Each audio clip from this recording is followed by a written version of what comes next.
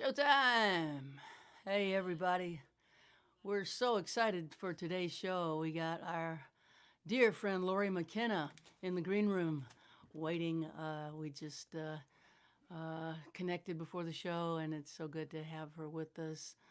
Michele Gazic is here too from Venice. He's got some stories to tell about Italy. He's in an apartment outside of Venice or in Venice. I wasn't clear about that, but we'll find out. But the situation in Italy has dramatically improved, and that's so compelling for us because for a while there, Italy was the epicenter of COVID-19, and they have turned it around completely, and I'm so happy to hear that. Got Jamie Harris here with me. Welcome to all the folks coming in from Lori's Facebook. We got her playing a bunch of songs coming up shortly.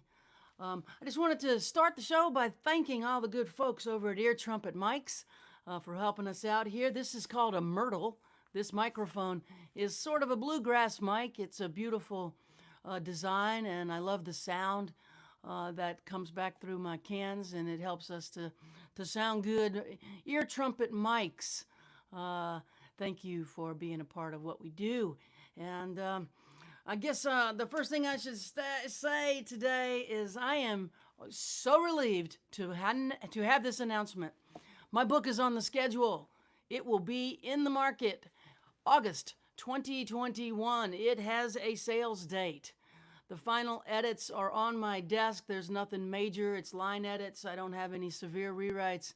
I'm going to be turning the final in by the end of July. I'm so happy. It's been a 7-year process. If you feel like writing a book, I would advise you against it strongly, unless you just can't help yourself. It's the hardest thing I've ever done. It's so difficult. But now that I'm at the end, of course, I'm thinking about writing another one because hard stuff, man. That's my deal. And what else have I got? Boy George sang Mercy Now. And he's been threatening to do that for a long time. And he recorded it and sang it for a Rolling Stone feature from home type thing. And then here's the update. He has Facebooked me and asked me if I would sing it with him. And my response was terror. Ah! Jamie was like, no, you got to do it. I'm like, oh my God, okay. I said yes. I meant to say I'm scared, but he asked, and so we'll see what that means and how that materializes. But God, I love the way he sang it. You should check it out. It's in Rolling Stone. Somebody popped it on YouTube as well. Boy George singing my song Mercy Now is one of the thrills of the pandemic for me. And he looks great. He sounds great. And as Jamie and Susan Werner said, his eyeshadow is to die for. To die for. The best eyeshadow in the eyeshadow business. I know not about such things. All I know is he looked very, very good. So I guess we can chalk it up to good eyeshadow. Also, his clothes were so cool. And his hat, so cool. He just looks good, sounds good, and is a incredible vocalist and performer. I'm so honored. Anyway, let's play a song.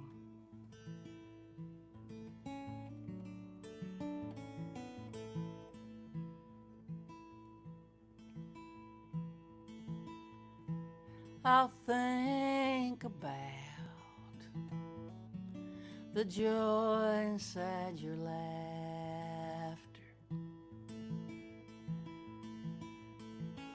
I'll think about your hand inside mine. I'll think about the sweetness of your soft skin as I try not to think about time. I'll think about my arms wrapped all around you. I'll think about the kindness in your eyes.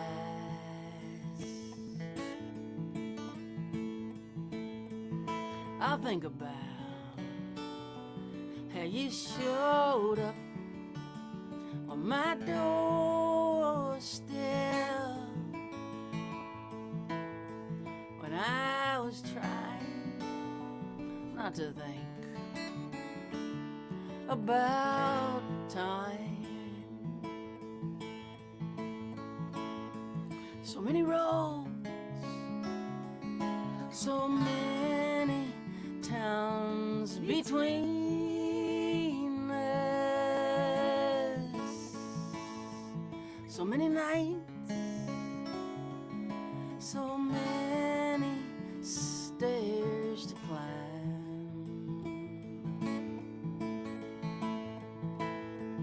so many thoughts to think as I miss you, and I try not to think about time.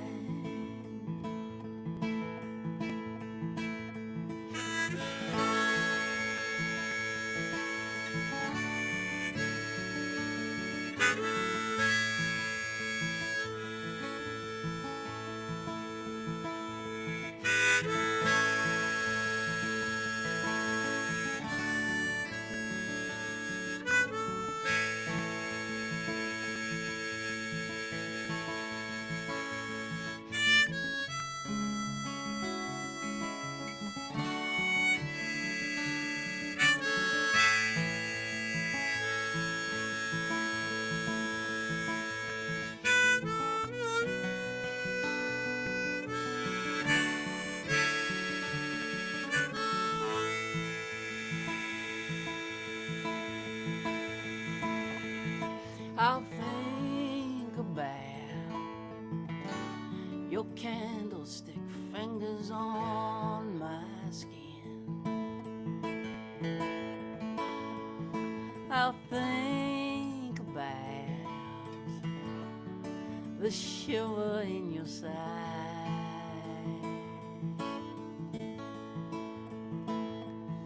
I'll think about how much I wanna kiss you as I try not to think about time. So many roads, so many towns between us, so many nights, so many stairs to climb,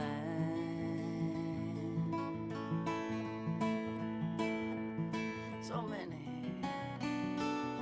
thoughts to think as I miss you, and I try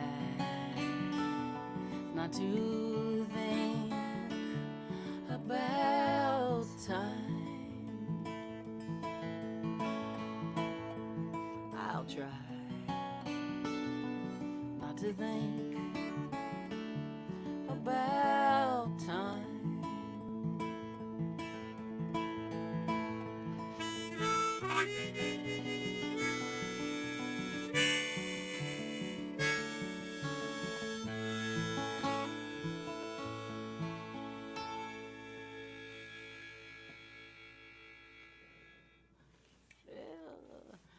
I wrote that pre-pandemic, but boy, it's true, isn't it? Like thinking about time right now is just so disturbing, because we just don't know how long this is gonna last, do we? We've got a complete shutdown in my business, in the music industry. Um, there's just no way that indoor venues can open under these conditions in the U.S. anyway. And so the people who travel making music or not traveling and making music in that way right now, and we don't know how long this is going to last, but we can tell it's going to be quite a while. And so we're doing this instead, and it's helpful. It sure makes me feel better. I hope it makes y'all feel better. Um, we are coming to you live from my writing room in Nashville, Tennessee, and we've got Lori McKenna coming to you from Massachusetts. I'm gonna bring her in and welcome her to the screen. Are you still in Stoughton? Yes, I am. In Oh, my basement. oh, Stoughton, Mass. It's been born and raised for you in Stoughton, right? I know they can't get rid of me. They can't get rid of me around here. I just won't go away. The pride and joy of Stoughton, Massachusetts. Well, I don't know about that. That was uh, beautiful, Mary. I love that song. oh, thanks, Lori. Thanks for doing this. It sure is good to see you. It's good to see you guys. It's so Oh, good to be here. Thanks for having me. I appreciate it. gosh, what a journey we've been on, isn't it something? Mm-hmm. I remember when we were playing open mics outside of Boston together, and we both felt like old ladies then. And we kind of were when that whole group started. We were. Me and you were the. We were elders, and that was We were. 30 years ago, 25 years ago. I'll be believe it or not, I'll be 30 years sober on Tuesday. Oh my goodness! And Congratulations. thank you. And I started writing songs after I got sober as a way of staying sober. I didn't know it at the time, but it gave me a purpose that I could really connect to, and started going to open mics. So I guess I met you a couple of years into my recovery, and so we're going on a 3-decade friendship here. Mm-hmm. I think you were one of the first people I met, sort of. I would show up at the open mic and you would be the feature. So I'm like, oh, I'm always following Mary. I follow you to Nashville. I followed you through the open mic scene. And it's been a great journey following behind you, Mary. I mean, it's hysterical now that I bought a condo that looks exactly like your condo. It's like, yeah, I mean, I just can't get enough. I did whatever Mary does is a good thing. Well, I don't know about that. I am extremely happy to have you as a neighbor. Yes. And When we we've could been see each other, it would be so fun. send smoke signals to each other until this damn thing lifts. But yeah, it's been quite the journey, and watching you come to Nashville and hit such a powerful stride as a songwriter, and be so warmly embraced by the people who can change your life, and people who can open doors and put you in rooms that will really give you an opportunity to have a chance to take it to the moon. And you've taken it to the moon several times. It's been a real joy to watch, Lori. I got to tell you, I couldn't be more excited to watch you just flower and bloom and blossom Oh, thank and you. and I mean, I always tell people, and this is true, you were always great. It was not like you came here and got great. You started out with a particular voice and something that was obviously um, um, speaking to people in a way that was consequential. And I don't know what to call it. I guess you just call it connection. You were able to connect. well, I was lucky. I'm so lucky. And literally I tell people all the time, my introduction to Nashville was you. You brought me there. And I think about that all the time, and how, what if not for, I found a lot of my community in Nashville, because I found, before I got a publishing deal, I had never co-written a song. And I really found my community in co-writing. And so because I don't live in Nashville, I still think of it as a magical being. And every time I get off a plane, I'm like, here I am, I'm in Nashville. But it's been one thing about, being quarantined that I've missed, is writing in the room and being in that town where, great songs are being written all around you, and it just is in it's in the air, it's in the energy of that city. So I do miss that. But you're the one that brought me there, so I appreciate that. Oh man, what a no-brainer. Bring your songs to somebody that could hand them over to people who would record them and sell millions of records and get those 5 kids of yours to college. I mean, it's Uh, also like unknown, you just never know. And you never know. You can't control it. It remains a mystery. I've you been so know, lucky. it's still unlikely that a folk singer from Stoughton would have done so well in commercial country music, don't you think? Yeah, I think it is. Now that I understand the business of Nashville and the music business a little bit more than I did when we first started. I It's like the way I describe it is like I played. It's like I won the lottery without playing it. You know what I mean? Like someone knocked on my door and said, "Here, you can do this for a living," and I just consider it a blessing and my just we feel successful that we get to do what we love every day. And I know that's how you guys feel too. And it's Oh like, yeah. even in this, we get to, connect on Zoom and other things and other platforms and make music and then have times like this where we get to talk about our journeys together and share songs. I know we can't play them at the same time, but we can share them this way. And it's you have to find the good in all of it. And we're really lucky we can do this. We're really lucky that we know what we are called to do. You Hmm. know, the calling was there when we were old ladies at the open mic 25 years ago, Yeah.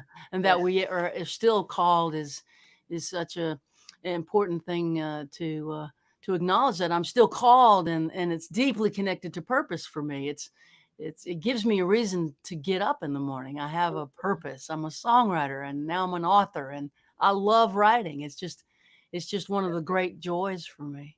And Well, you are masterful, and that's one lesson well, you've taught me a lot of lessons, but one of the greatest lessons you've taught me over the years is that you can get better at your craft always. You always get better. Every song that you write is better than the one you just wrote, and that's something that you show so beautifully to me. And like I remember when I was really young in all this, thinking, well, people have talent, and then it just kind of oozes out of them.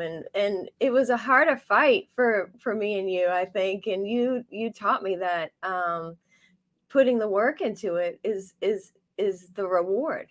And it that was a great lesson that you taught. so important for people who are watching to hear us talk about this because there's a lot of songwriters on the stream, and I think both Lori and I agree that there's talent everywhere. Hmm. But this really isn't necessarily about talent; it's about tenacity. Hmm. It's about taking that talent and turning it into something and growing it and putting the effort in. It's work. I mean, Lori shows up to that little room she's in right there every day and works. It's a real job.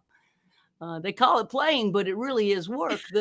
The thing is, it's that it's joyful work, even though it can be Yes. quite hard work. It's joyful work Yeah. because it's work you want to do. Yeah, I always wanted to ask you this question, and then we'll have some songs. But you seem to be incredibly prolific year after year after year with this sort of endless ability to keep coming up with new material. Do you have any understanding of how that works for you? Or is it just you're always trying to improve and that opens new doors? Because you have been incredibly prolific. Well, I feel like sometimes I'm not as prolific as some of my writer friends that write every day. Like I can't really write every day. I've been writing more during all this, and co-writing was a big piece of that because sometimes you don't have a song in your head that day, but your co-writers will, and then you just jump on board and get into what you know about writing and how to get that job done and be true to your craft. But I feel like writing songs is my favorite part of the process. And it's like, it's my language. It's just how I know how to communicate. So, um, it's just my favorite thing to do. If I'm happy, it's what I think to do. If I'm sad, it's what I think to do. If I don't know what I'm feeling, it's what I think to do. It's, it's just, I'm lucky that I literally was sitting last night and I had just read something, or I was, something reminded me, and looked over across the room at my guitar and thought, oh, I'm so lucky that I found this, and I get to just have something like a friend, really. Like, music is a friend to us, and it is as a listener to other people's music, but also as a creator. It's still like, it's like a shoulder you can lean on It in is. anything, It is. I think of it as a lifesaver in an ocean of confusion. I grab the lifesaver and it helps me to turn the emotional chaos inside of me into a story. And once I have a story, then I'm not as confused. And stories have redemptive qualities. I'm able to make a story out of emotional, either joy or pain or confusion or chaos, and that story Mm, gives me something real that I can hang on to as the waters about me are blowing in the storm. yeah. Uh, you seem to have a great relationship with your imagination. I bet you were like that as a kid too. I guess so. I mean, I think we all have these, imaginations that we either listen to or we don't. I think, as a kid, I was just led to honor it, and, I figured out it's in doing interviews, doing press for this record, that I think there's something happened to me, and you and I have talked about this before, Mary, about my mom died when I was 7, and I think because I had such a big emotion at a young age that I was, led to honor rather than like, you'll be okay, it'll pass, get over it. I think that opened up something in me for being a songwriter, where it's like when emotions come, I like to sort of pick them apart and see what they look like if you stretch them and fold them over, a chord progression or a melody. And I think being a kid and having, a supportive, a creative family, and having a big emotion that was honored, it was very helpful to me with my emotions as an adult. I think that's incredibly perceptive, and it's not something we could have known 25 years ago when we were just playing open mics. But I feel the same is true for me. Mhm. Inside that wound, I spent my first year in an orphanage and was adopted at a year old, but unmothered until then. Inside that wound is the blessing. Yeah. But boy, you got to survive the wound first, and being encouraged to experience what was really going on inside of you, and Yeah. then having the support around it and being able to use your imagination to survive it is a you know is a way of creating an artist. Really, it's the way Mhm. of becoming a songwriter, or becoming a creative person. Yeah, and we should all learn, we should all be able to learn, like you just said, using your imagination, as a way to process all that. It's huge. It's It's huge if you huge. have that. You have Yeah, that gift. yeah, Yeah. it's And huge. we all have it. It's just a matter of whether somebody lets you develop it or not. I know, in a Yeah. strange way, it's almost like you have to be given permission. Yeah. Yeah. Yeah, Yeah. yeah, somebody who we have the, respect and admiration for, to give us permission to do it. Um, Hmm. and I got that from other musicians, actually. Hmm. But anyway, we'd love to hear. Would you play a couple of songs? I sure will. I sure Thank you. will. Let's see if I can. I figured I'll you posted that picture today of us back in the day, Yeah, and that's 93, I think. and we talked about this song the other day, so I'll play some Bible song from Bittertown. So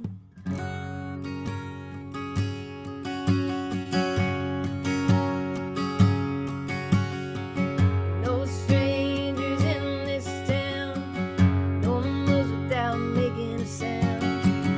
Living out within the borders and the lines, no one dies without paying their fines. No lovers in this town, no one's for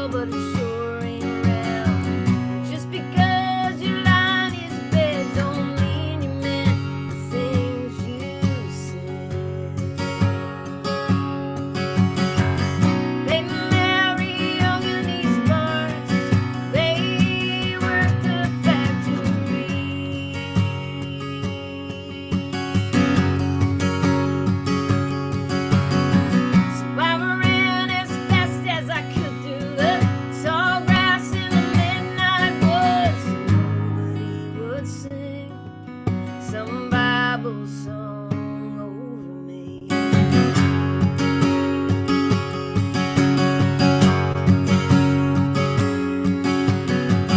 My cousin died in his sleep, 40 bills, 2 kids to keep. Now when she explained to those kids about the sorry thing their daddy did. They married young in these bars. They raised their kids and set them free.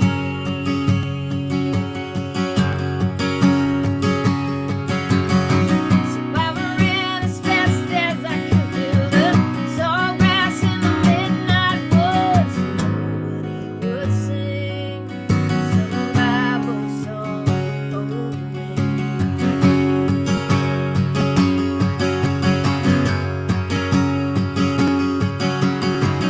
They buried him out in the cold. He was only 24 years old.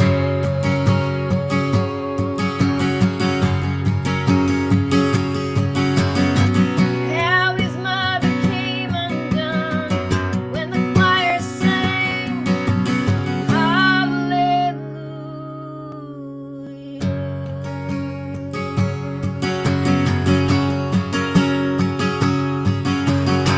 So I ran as fast as I could through the tall grass in the midnight woods.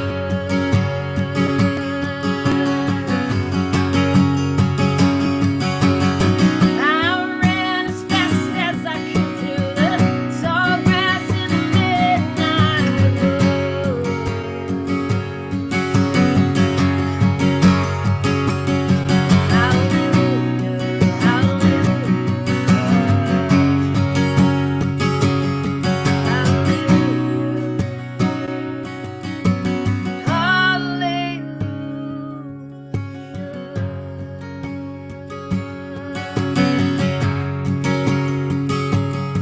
Hallelujah,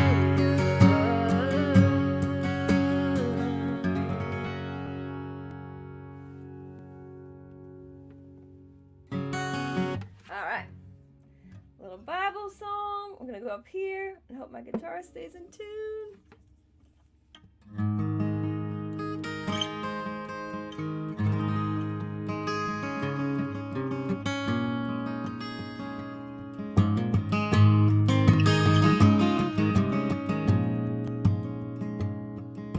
Someone said it is wasted on the young.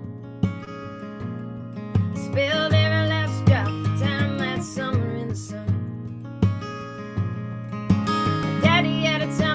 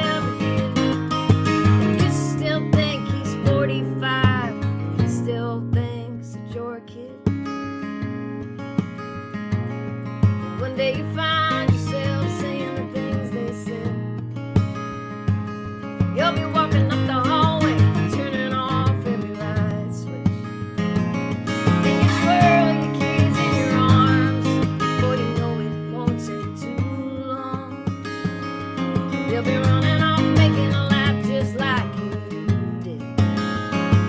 Houses need paint, winters bring snow. Nothing says love like a band of gold. Babies grow up, houses get sold, and that's how it goes. Time is a thief, fate is a gift. The best is the best, it is what it is. Every line on your face tells a story somebody knows. That's just how it goes. Live long enough, the people you love get old.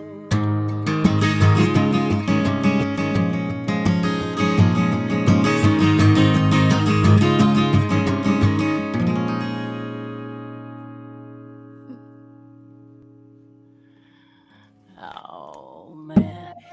Yes, indeed. That was awesome. Thank Incredible. you. It's beautiful. Thank you guys. Oh, thank you. Oh, we got a lot of Lori love in the comments. Well, that's nice. Isn't it? And it's not quite being in front of an audience, but it is being in front of an audience. The only downside really is that we have to look at ourselves. Yeah, and there's no way I could read comments with like big glasses on right now. Yeah, and it's not, if you go down comment lane, I end up confused. Like, wait, I can't do it becomes chaos. We didn't sign up to be on MTV, but here we are. Here we are. So we're gonna bring you back for some more songs in a few minutes. But let me ask you one more question, and this one I know you get asked all the time. But what the hell is it like to write with Lady Gaga? She was amazing. It was really a joy. It really was. We went to LA.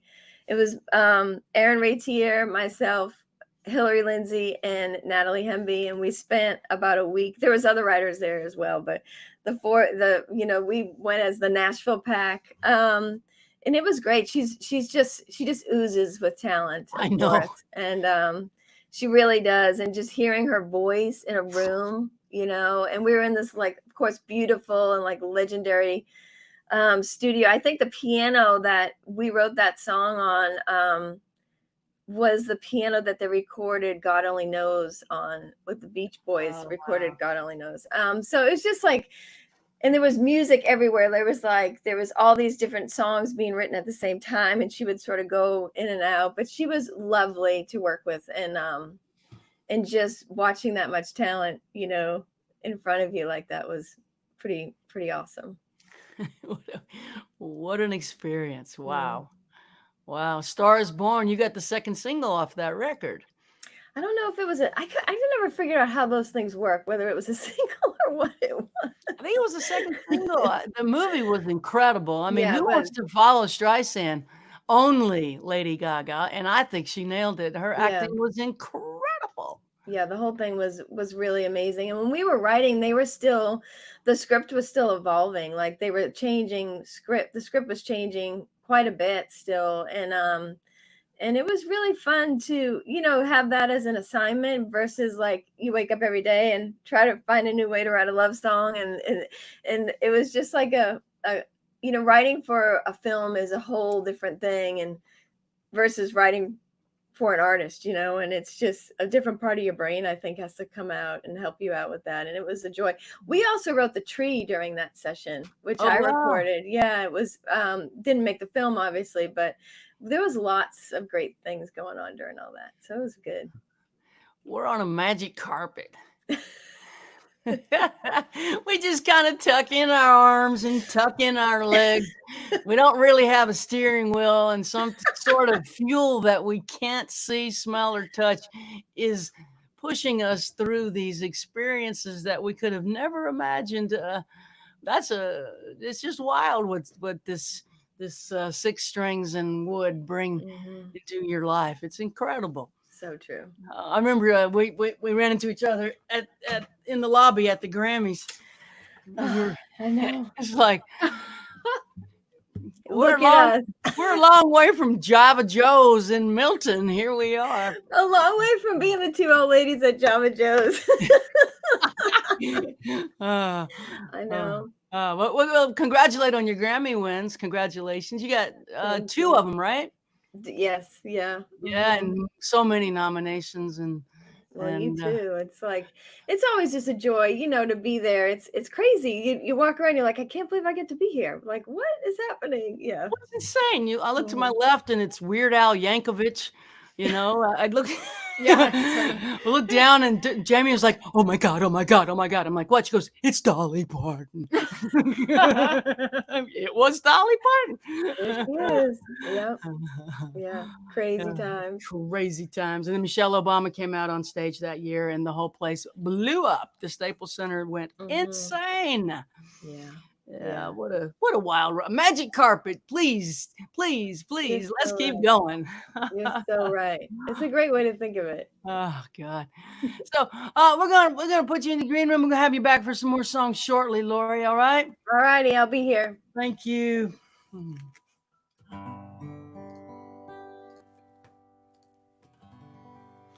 I got me an apartment on the east side, 1411 13th Street. I walk on the tracks by the Cumberland River, over the bridge, past Lover's Leap, and I'm moving on through the pain,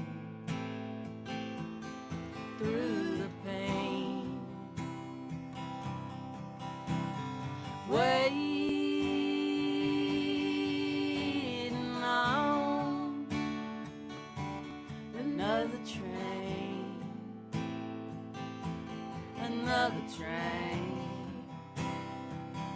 Tore a hole in the pocket of the jacket you bought me in that thrift store in Camden Town. Behind the station, you wrapped your arms around me. You built me up, you tore me down. I'm moving on through the pain, waiting on another train.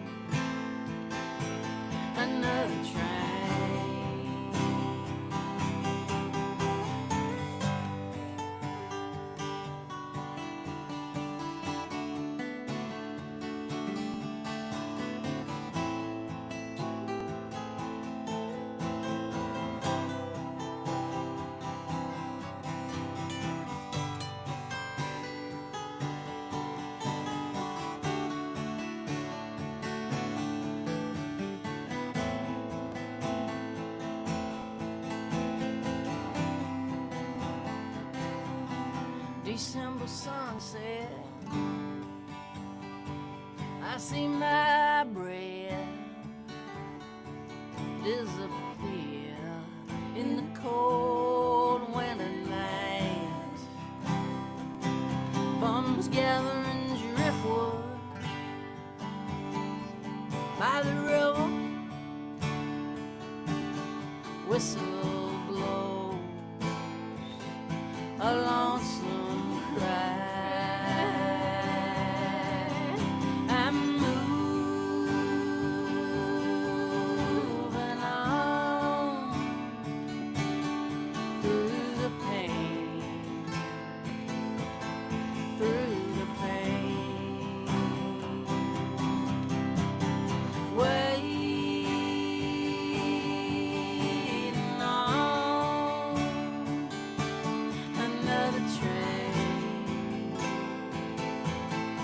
another train. I am moving on through the pain, through the pain. Waiting on another train, another train. There'll be another train.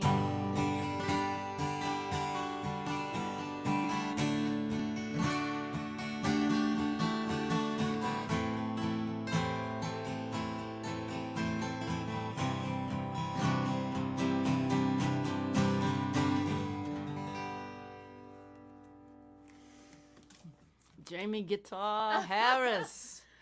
The pandemic.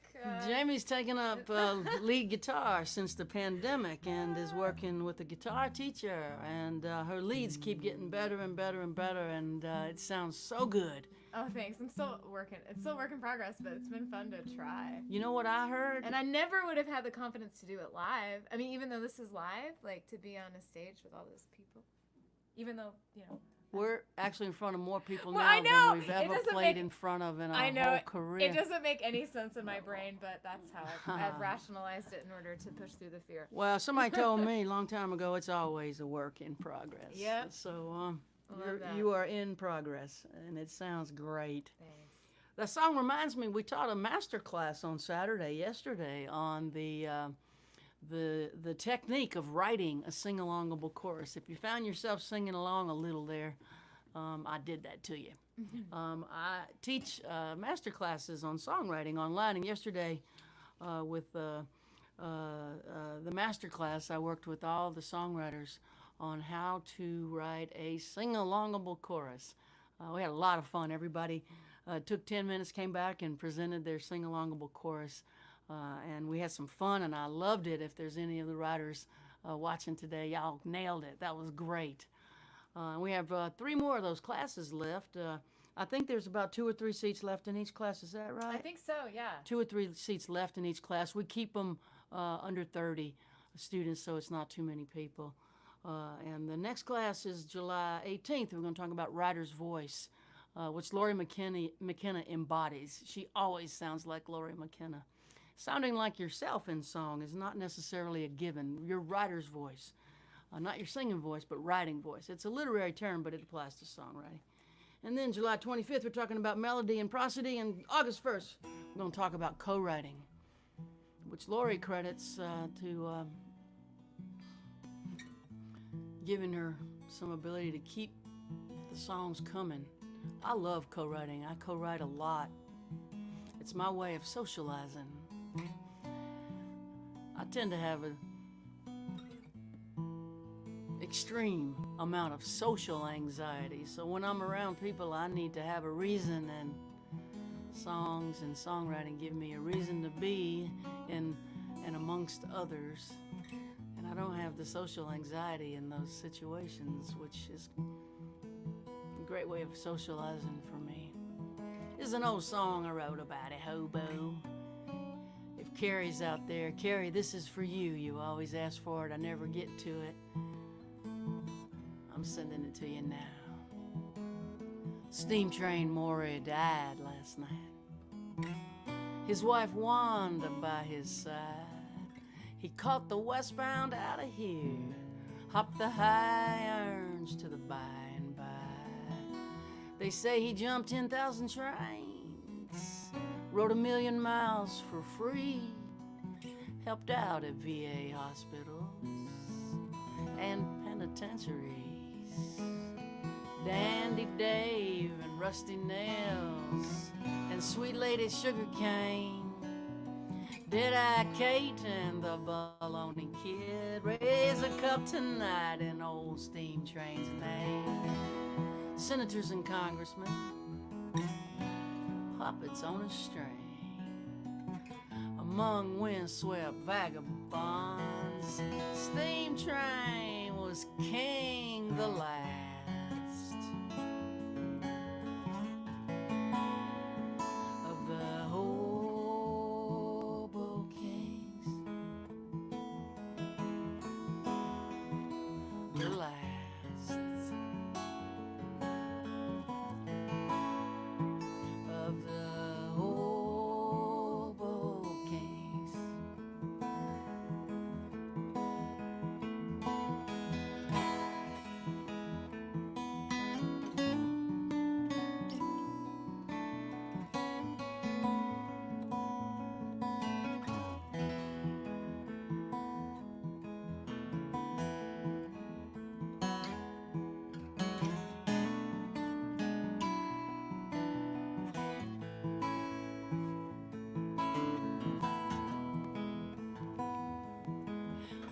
Bums, they just drank and wander around.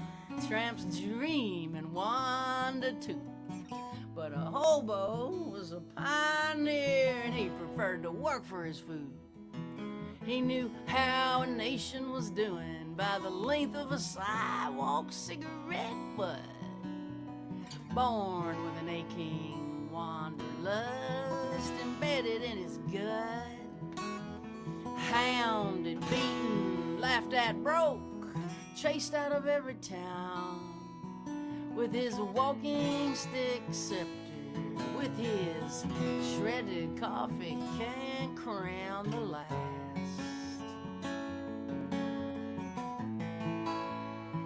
of the hobo kings. The last of the hobo kings.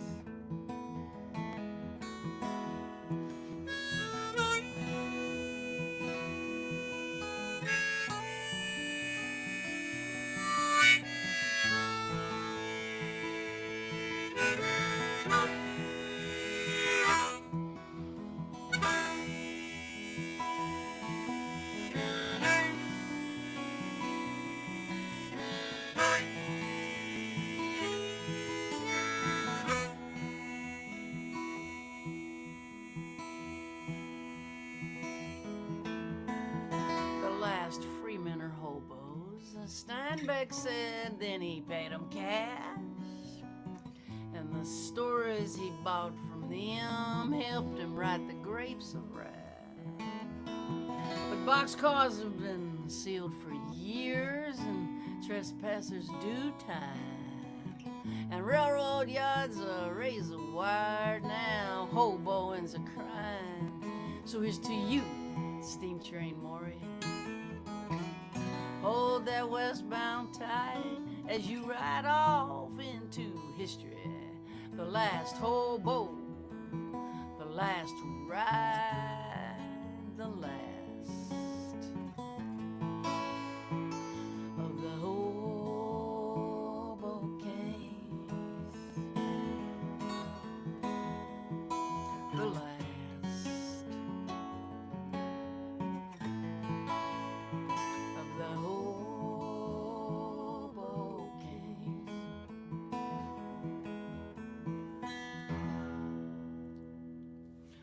Womp.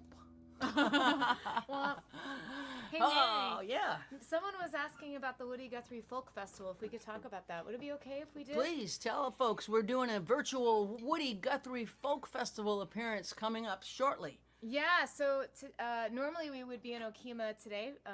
It's Butch Hancock's birthday, and my Happy good birthday, friend Butch Hancock. Jimmy We love you. LaFave. Yeah, same birthday. So we would normally be in Woody Guthrie's hometown of Okima, Oklahoma. Woody's birthday is the 14th. But instead, we're moving things online. So it begins on Tuesday on Woody's birthday on the 14th with some music. I think Sarah Lee Guthrie is hosting that day, and that's like the Guthrie family, Serena Guthrie, a lot of folks directly tied, and a lot of Oklahoma folks. And then Saturday, we're going to have panels beginning at noon Central Time. Mary has a panel at 5:30, moderated by Barry Ullman, who's a Woody Guthrie collector and historian, and you can talk more about that panel if you like. But that's happening, and then there's music from 7 to 11, and it's a really, really, really great lineup. And then Sunday is Terry Buffalo Ware, who's a legendary Oklahoma-based guitar player. He's played with everybody from Ray Wiley Hubbard to John Fulbright. Just an incredible guy, and so that's a very Oklahoma-based, Woody-based Sunday thing. But all of the artists that are participating are definitely artists that are following in the footsteps of Woody Guthrie, and it's a really cool event. So you can go to woodyfest.com/watch to check that out. And Mary and I will both also be playing on Saturday. No charge. Woodyfest.com It's slash free. watch. Woodyfest.com Yes. slash watch on Saturday and Sunday, and a preview on Tuesday? On Tuesday, Yeah. It's a cool thing to hang out at, and we'll be there, and hope to see you there. One more thing before we bring Michaela, I thought I would do the quick commercial for CDs. I have 10 CDs in a box. My entire life's work is in a box, and I will send it to you for $50. And I will package it myself, get it in the mail Monday morning. 10 CDs in a box, $50. If you're not a CD person, if you're a vinyl person, boom, wait, upside down. Yeah, I go. Rifles and Rosary Beads, the newest record. Vinyl. Got a couple of vinyls. Also, always t-shirts. Yes, Mary Gauthier, Mercy Now t-shirts. Tea towels. Mercy Now. Also, we'll write your favorite Mary Gauthier lyric on a nice sheet of paper suitable for framing, sign it, and send it to you. These things are keeping our rent paid in the pandemic. And we have a new item just in.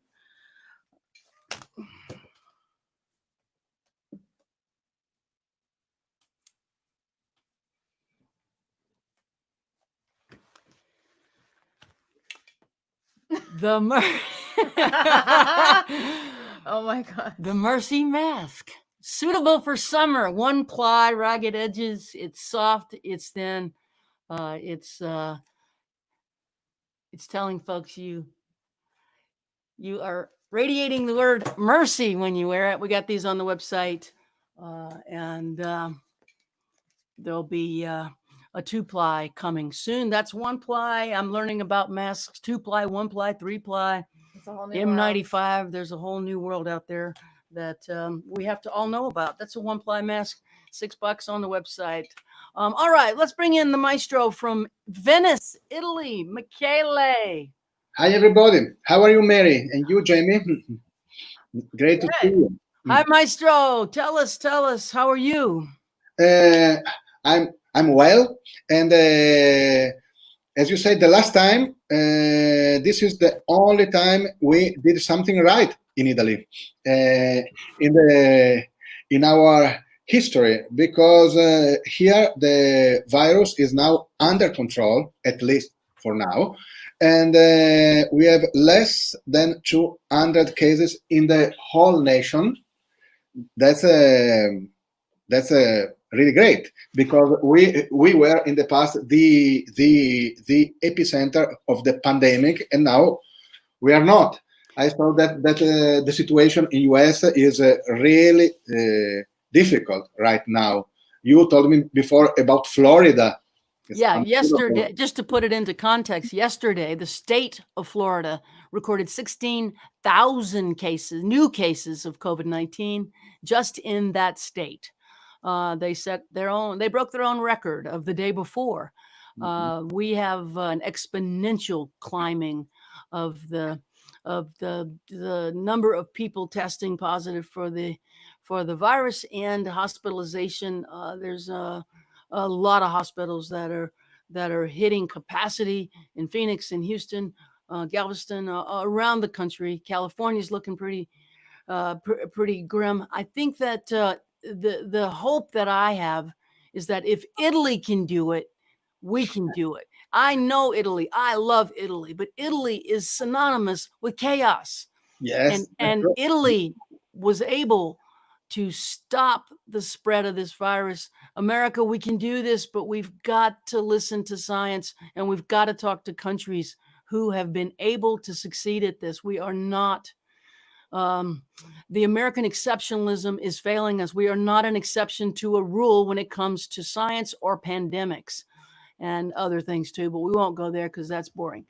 I will say this: if Italy can do it, we can do it. And I'm so happy that Michele's posting positive results and positive, hopeful turn of events in Italy. That's fantastic, Maestro.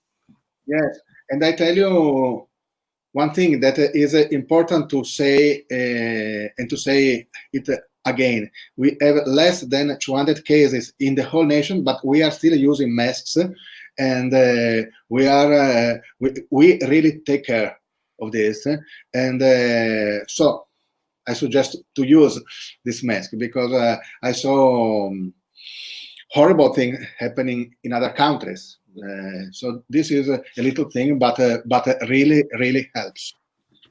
Yeah, Yeah, yeah, yeah. And so Italy is testing far more than we are per capita. So people who are saying that because we're testing is the reason we have more cases are just wrong. And if you're going to say that on my stream, guess what? We're going to delete you because it's not true. Italy is testing and other countries are testing more per capita than we are. And the Yeah, cases are going down. The problem is not testing. The that's problem is community spread. And so we're not going to go with falsehoods on the Mary Gaucher show here today. Hey, Maestro, you got a Dylan song for us. yes, yes, because like many of our friends in the world, I also listen to the new Bob Dylan album, and you know that I am a Dylan fan, but I loved it very much, and it was something that gave me some comfort during the pandemic to have a new Bob Dylan album with 11 with 10 original new songs after 8 years. So that was something, and it's really impressive for me that now Bob Dylan is old, and anyway he decided to wait 8 years. So when you have something that you are really working on that, you can wait even if you are almost 80. I loved one song, most of these songs. I'm still reading and reading again the lyrics because, as usual, with Bob Dylan, we have to think and think again about it. But now I will play the melody with my violin of Fantastic. one of my favorite songs that is called Mother of Muses, and it's like a prayer, an invocation to our muse, to our art, but also simply a prayer to have some peace and to live again in less dangerous times. I really hope that. So this is my prayer tonight. Also. Beautiful. Thank you, Maestro. We're gonna take ourselves out and let you play. Okay, I fix the audio. Okay.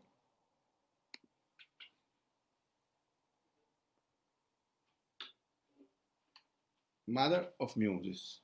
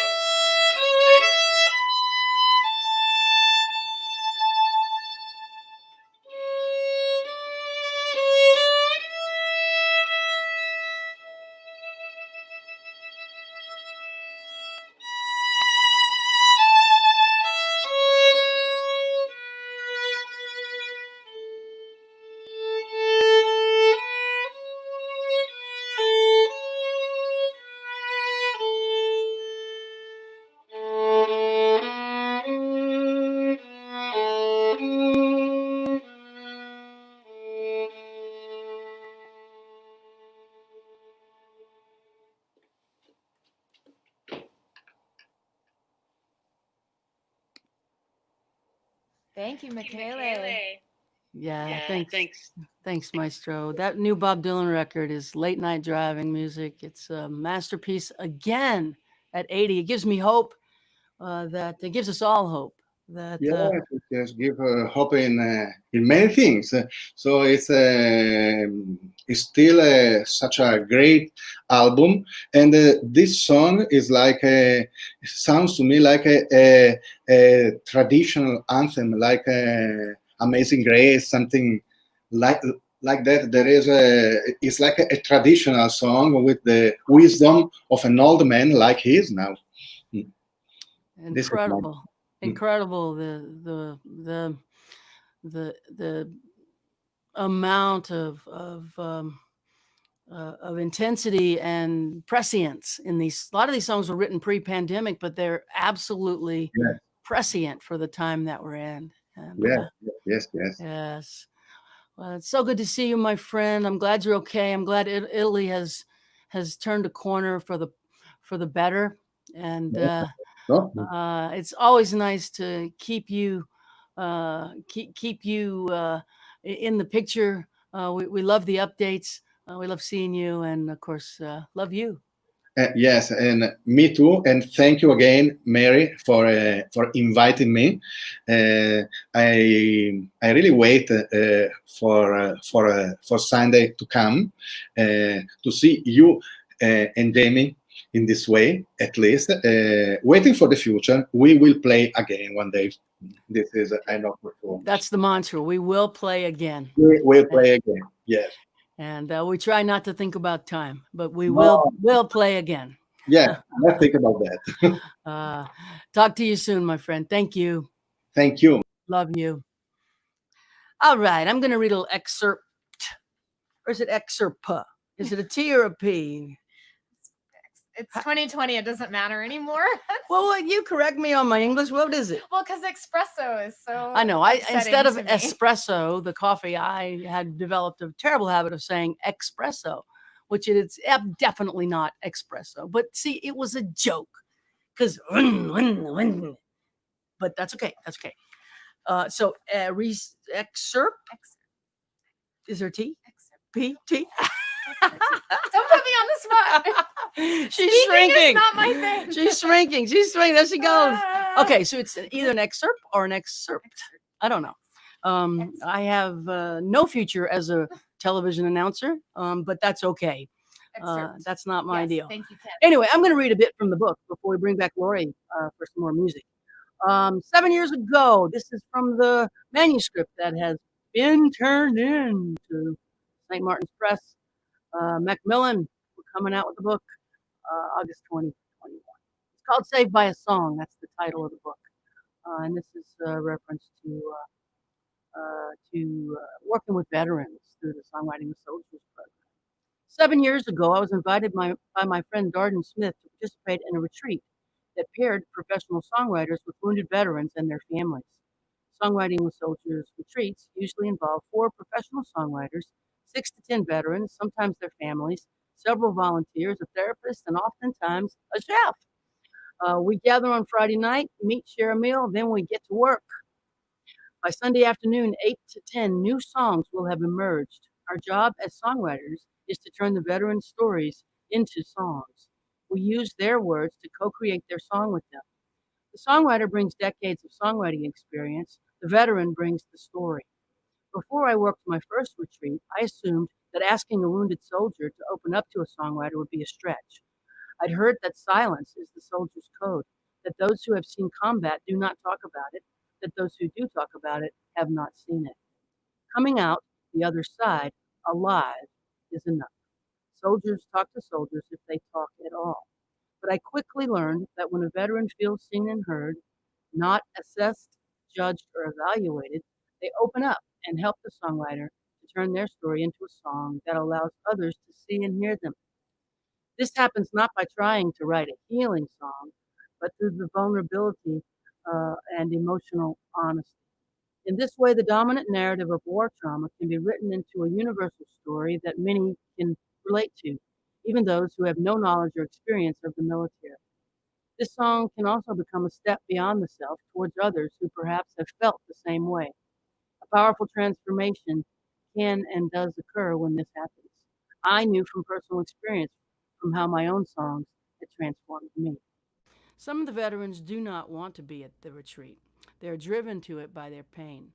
They come because they don't know what else to do. Someone who cares suggested they try it. Their therapist or the VA, their wife, their pastor. They show up unsure. I can see it on their faces during that first shared meal on Friday night. Some are thinking, this kumbaya crap might be an all-time low. How in the hell is a song going to help me? Well, our job then is to sit with the veteran, just the two of us, in a quiet place and ask them questions. How are you doing? Where do you live? When did you serve? Where did you serve? What branch of the military? Are you still active duty or have you retired? We just start talking. I ask them, is there anything you might want to write about? Before long, they start to tell their story, little by slow. I play a little music on my guitar, find a melody that matches what they're saying. The music helps open them up. A sympathetic melody is like a magnet that pulls story out. They start to feel seen and heard, which helps them to feel safe. Before long, we will create a song that is a mirror reflection of their soul, something the veteran can point to and say, this is me. This is my song. This is how I feel. I believe songs float in on the wings of a benevolent mystery to help humans with life struggles. They come in wanting to help us see ourselves and each other. If you choose to approach songwriting as a spiritual practice, it becomes one. When I approach it as such, the songs never let me down. And what is a spiritual practice? I think of it as a practice that actively works on a relationship with spirit. My spirit, your spirit, some higher spirit. Spirituality is concerned with those qualities of the human spirit, such as love, compassion, patience, tolerance, forgiveness, a sense of harmony that can bring peace and happiness to both self and others. There's a spirit inside of us that leans towards love, like a flower to the sun, a built-in mechanism that pushes us toward connection. The primary function of the human brain is to be in sync with other brains, says my friend, the trauma expert, Dr. Bessel van der Kolk. Bessel is a renowned psychiatrist and post-traumatic stress expert, and he lives in Boston. Even the most harrowing stories in the end are about love or lack of love. It's the same for everyone, even the toughest of the tough guys. Most of life's joy comes from love and connection, and most pain comes from love lost. Romantic love, yes, but even more importantly, empathy, both given and received. Love and empathy are what saves us. And songs have been a form of salvation for me. I'll bring Lori McKenna back to play that to you in far fewer words and more elegantly than long-ass writing. That was beautiful, Mary. Unbelievable. Oh, God. Yeah, the songwriting with soldiers has been a real education for me. I know you had an experience with it, too. Yeah, I mean, it was just, I did it because your record just, is so remarkable. But, and I didn't, and we talked, I think I probably called you and said, what if I'm really bad at this? But, they don't really allow you to be bad at it because they pour their hearts out. And, it was a great experience. It's amazing work that you do. Amazing. Yeah, it's amazing work that songs do, I think. Yes. Yes. Sing for us, Lori. Let us have All some right. music. Let me fix my audio. I am gonna sing you a song off the new record, which is coming out in a couple weeks, that I wrote with Liz Rose and Hillary Lindsay, called "When You're My Age."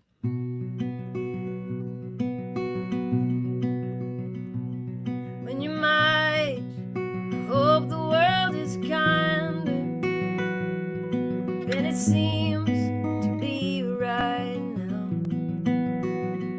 And I hope the front page isn't just a reminder of how we keep letting each other down. When I was your age, things didn't seem to be this hard. Riding bikes out on the street, playing tag in the backyard. You'll outgrow your shoes, you'll outgrow your bed, you'll outgrow this house.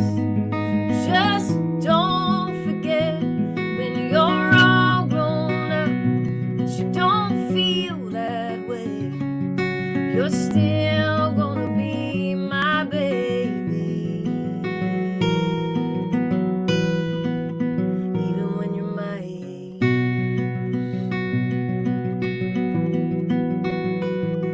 When you're my age, still be full of questions that I wish I had the answers to right now.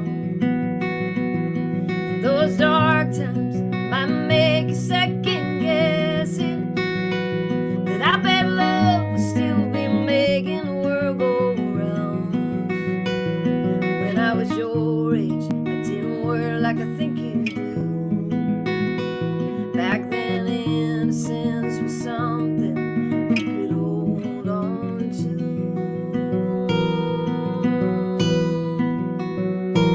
You'll outgrow your shoes, you'll outgrow your bed, you'll outgrow this house. Just don't forget when you're all grown up that you don't feel that way. You're still gonna be my baby, even when you're my age.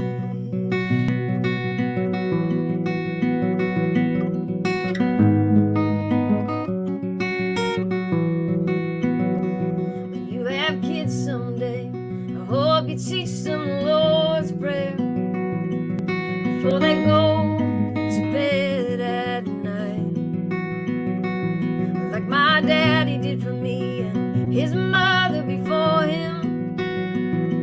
Well, something about it just keeps you right. And I hope you don't work too much overtime, so you can be right there beside them when they close their little eyes. 'Cause they'll outgrow their shoes, they'll outgrow their beds, they'll outgrow that house, and you can't stop it. Life will line your face, time will turn the page, but they're still gonna be your babies, just like you're still gonna be my babies, even when you're my age, even when you're my age.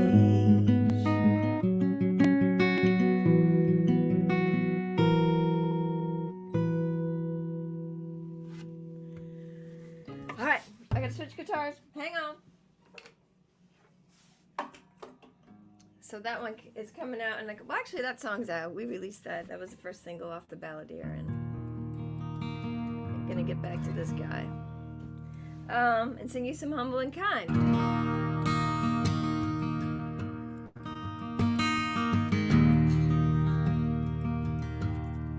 You know there's a light that glows by the front door. Don't forget the key is under the mat.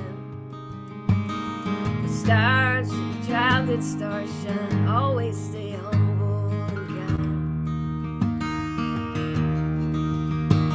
Go to church 'cause your mama says to. Visit grandpa every chance that you can.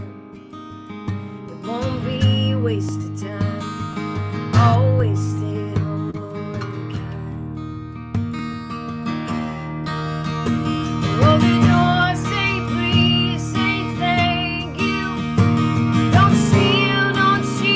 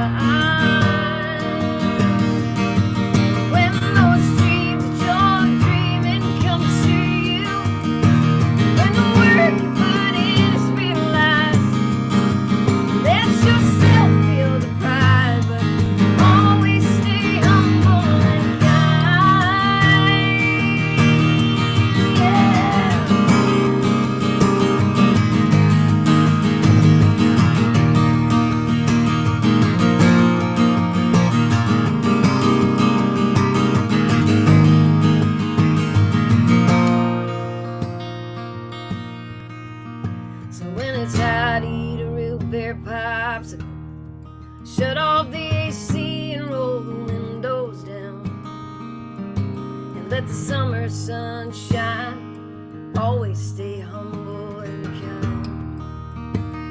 And don't take for granted the love this life gives you.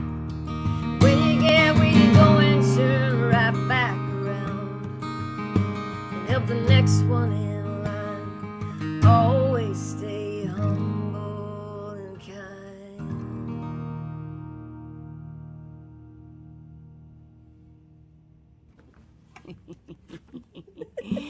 Big ass smash ass hit. I remember when we were on an airplane. I don't think we meant to be together, but we were on an airplane together, and I sat next to you and you put that in my ears. You were with Gene. It was before Tim McGraw cut it, I think, or he had just cut it. It hadn't gone out yet, and I'm like, oh boy, this is so great. Oh, yeah. I lucked out on that one. I just sat in my pajamas one day and wrote down a list of things that, I knew I wanted my kids to know. So that Gene and I, and Tim just made such a big message out of it. He really, it's crazy how songs can just be so different in the hands of different people. I love that about songs. It's such a, Boy George, singing Mercy Now. I mean, come on. It's so perfect, though. It's so perfect. I know, you think of it as this personal sort of outpouring about something really kind of personal, and then someone else sees themselves in it and turns it into their story and brings it to the world in a new way. It's a living, breathing thing that really has a life of its own. The Tim McGraw video of Humble and Kind is astonishing. It blows my mind. Oprah got behind that, right? Yeah, well, Oprah was developing that that series that she was making called Believe. I think it's called. I was going to say I believe it's called Believe or Believe, and so he called her and he had seen the trailer for that, and he called her and asked her if he could use some of the footage. And I remember when he told we were actually at an event together, and he told me, he's like, yeah, we're cutting our part, on Monday, and I called Oprah. I was like, I'm just staring at him like, what? It's a really simple song. And he just didn't. He's as you know Tim, and he's a very, he's a believer in songs. He really is, and he can bring them to life the way he imagines them, and it's been a blessing. Look out when Tim McGraw believes. It's going to happen. Yeah. It is. He's a force, that good-looking feller. Remember sitting on a couch between Tim and Faith, and I just couldn't even stand it. They're both so good-looking. It's just like I'm really surrounded by terrifying beauty. It's just so intense. They're beautiful inside too. That's the greatest thing. Every way. Yeah, every way. And they have no idea how beautiful they are. And I think of themselves, like when I saw Faith eating French fries, like you're eating sweet potato fries and dump them in a lot of ketchup, and you get away with you. I figured you'd just eat like celery. Like she's a normal person, She really is, just like us. Just like us. They probably have their version of Java Joe's open mic. So why don't we do this? I'll play one, and then you play one, and then we go out. How's that? That sounds great. Lori McKenna has a brand new CD coming out. It's coming out on July 24th. It's called The Balladeer, and you must pre-order it now at all places where you pre-order, but preferably her website, because that's where she will get the most money. Please pre-order Lori McKenna's new CD. We have. And can't wait to hear the next batch of songs produced by the great Dave Cobb here in Nashville, with cameos by who's all singing on there? You got a great group of people singing. Yeah, so Karen Fairchild and Kimberly Schlappman are featured on a song, and Liz Rose and Hillary Lindsay are featured on a song as well. And Kristen Rogers, who's done all my background singing on the last 3 records that I made with Dave Cobb, is all over the place everywhere else. And I'm excited to get it out. I'm excited for to be able to share these songs with people. I can't wait to get my ears wrapped around it, y'all. Lori McKenna, new CD, The Balladeer, July 24th. I'm going to play one, Lori's going to play one, and we're going to go out. I'm going to put you back in the green room and bring you back one more time. Thank you. And we're going to sing this last song from us, and dedicated to the good folks of Florida. I messed up the numbers there. It was 60,000, and we want you to know we love you. We're sending strength. We're sending mercy. We're sending love, and we want to turn this ship around. We want everybody to be safe, and we want everybody to know that they're embraced by the arms of love and mercy and kindness.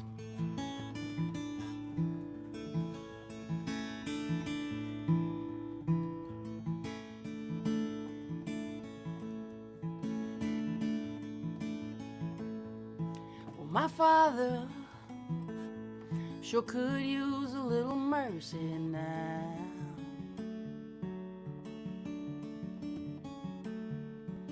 The fruits of his labor falling right slowly on the ground.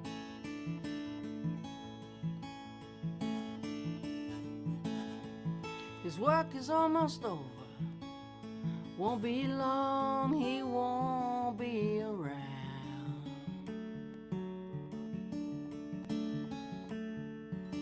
I love my father. He could use some mercy now.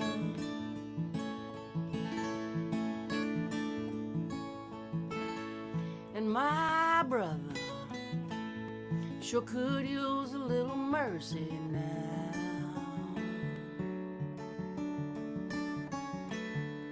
He's a stranger to freedom, shackled to his fear and doubt.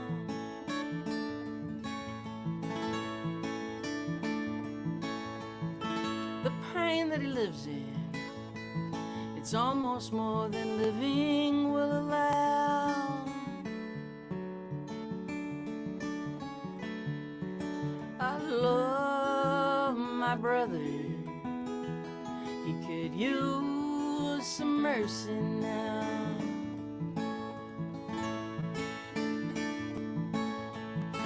My church and my country, they could use a little mercy now.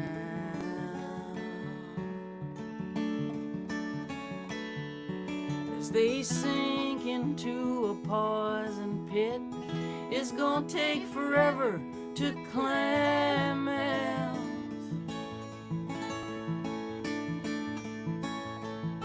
They carry the weight of the faithful who follow them down.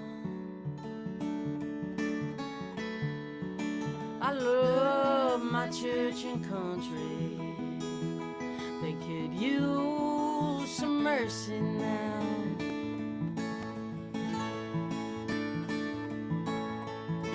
Every living thing could use a little mercy now.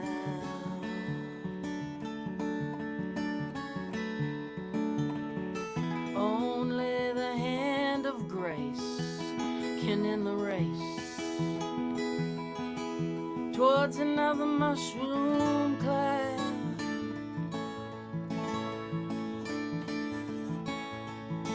There's people in power who'll do anything to keep their crown. I love life, life itself could use some mercy now.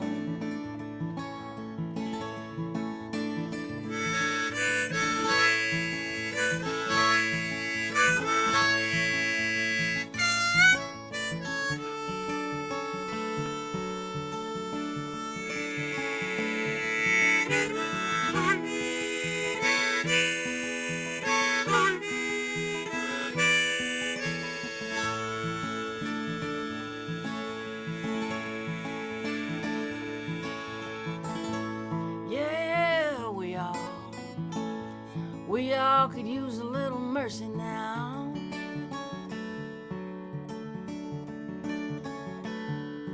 Oh, I know we don't deserve it, but we need it anyhow.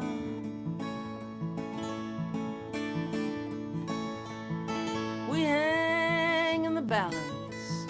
We dangle between hell and hallowed ground. And every single one of us could use some mercy now. Yes, every single one of us could use some mercy now.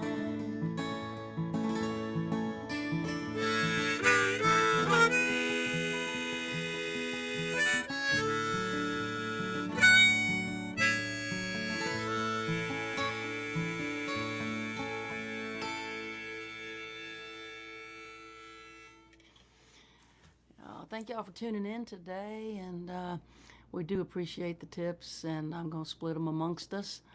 I'm going to divvy it up amongst all four of us, and it's kind of you. We don't expect it, but we do appreciate it.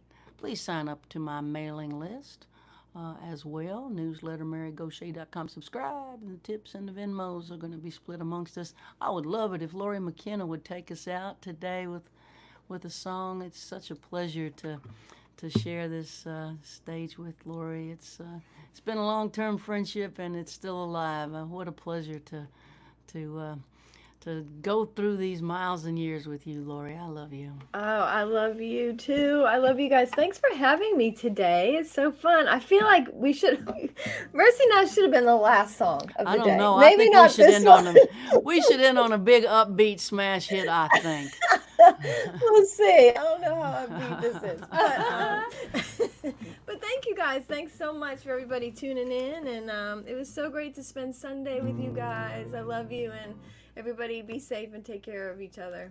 Be safe. Take care of each other. Thanks everyone on Lori's stream for tuning in. We're grateful for your generosity, and we'll see you down the road somewhere someday. Yeah, we will. We will. See you guys.